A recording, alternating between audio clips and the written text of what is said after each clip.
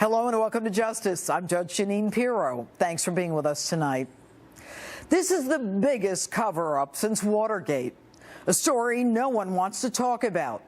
He didn't protect your sons so he could protect his presidency and the wannabe future presidency of his then Secretary of State. He didn't protect your sons, choosing instead to protect the feelings of those in the Muslim world. This week, Ben Rhodes' White House email is the Benghazi smoking gun. Susan Rice was prepped to say the so-called protests were rooted in an internet video so as not to show a broader failure of policy.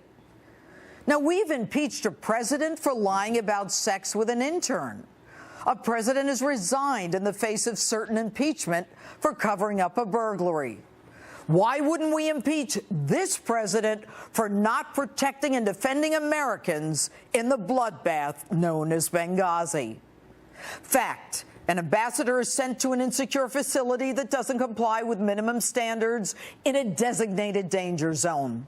The CIA warns of numerous al-Qaeda training camps in Benghazi. Our ambassador sends repeated emails and emergency cables for more security. Fact: it was the anniversary of 9/11. Whistleblower Greg Hicks calls Washington to advise that Ambassador Stevens said that he and the Benghazi consulate were under attack. General Carter Ham tells Washington that our consulate is under siege and our ambassador may be a hostage. Fact: everyone in Washington knew what was going on based on the drones, the satellites, the audio, the real-time phone calls. They attacked with heavy artillery and rocket-propelled grenades. Fact: it was a tight presidential race. Barack Obama campaigning as a war hero, a real commander-in-chief, claiming al-Qaeda was on its heels. But Obama loses all credibility if the nation thinks al-Qaeda destroyed our consulate and has killed 4 Americans, including our ambassador. So the conspiracy about a grotesque video begins. Former CIA Director Mike Morrell removes the word Islamist in describing the extremists. He takes out references to the previous CIA warnings of an al-Qaeda attack. Fact: the Joint Chiefs and Defense Secretaries say troops couldn't get there in time to save our men on the ground. There was not enough time, given the speed of the attack, for armed military assets to respond. The fiction begins. It wasn't al-Qaeda. It was an anti-Muslim American-made video. Before our eyes, the terrorists become the victims, and the American victims become irrelevant. The president repeats the fiction on The View, on David Letterman, at the UN. The future must not belong to those who slander the Prophet of Islam. You even take an ad out to apologize to the Muslim world.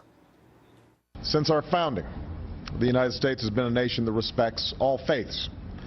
We reject all efforts to denigrate the religious beliefs of others.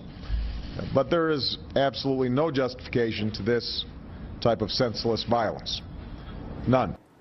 In fact, to add insult to injury, you condemn anyone who says something negative about Islam. Mr. President, it's not about them, it's about us. You represent us. You're supposed to protect us. And instead of condemning the terrorists, you criticize free speech. I don't even think you believe in the First Amendment. And you're certainly not a man of your word. There should be no doubt that we will be relentless in tracking down the killers and bringing them to justice. Really? May 2014, and you still haven't brought anyone to justice. And the absurdity of your claim that spontaneous demonstrators actually brought rocket-propelled grenades to protest a video is belied by your own words yesterday. The notion that this is some spontaneous uprising in eastern Ukraine is belied by all the evidence of well-organized, trained, armed militias with the capacity to shoot down helicopters. Generally, local protesters don't possess that capacity of surface-to-air missiles or whatever weapons were used to shoot down helicopters. Wow. Here we are 20 months later, and it takes a judge's order to force the release of emails that the president wouldn't produce to an equal branch of government, there specifically to check and balance the president's office. And tonight, in an exclusive Justice interview, we find out that even those documents may have been tampered with. It appears that the conspiracy was so vast, the intent to obstruct the truth so uniform, that documents were withheld. The cover-up is classic. And the sad part is no one, including you, Mr. President, will tell us if you issued the cross-border authority to protect and defend Americans. Mr. President, it's called an abrogation of duty. You have not taken your oath to honestly and faithfully execute the duties of your office. As Commander-in-Chief, you have not protected us. This dereliction of duty as Commander-in-Chief demands your impeachment. Your cover-up was for political advantage.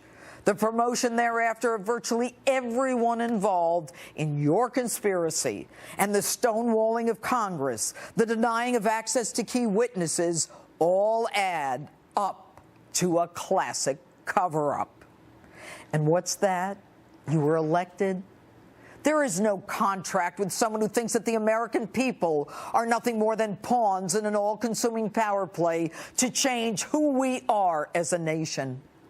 You swore to protect and defend the American people, but instead you left Americans to die, not lifting a finger to help them. Mr. President, none of us want to believe that our president would let Americans die, but the arrogance, the failure to act, the lies, the cover-up make it clear that you, Mr. President, have defrauded the American people. You, Mr. President, have violated your constitutional oath. You have not faithfully executed your duties in the office of the president.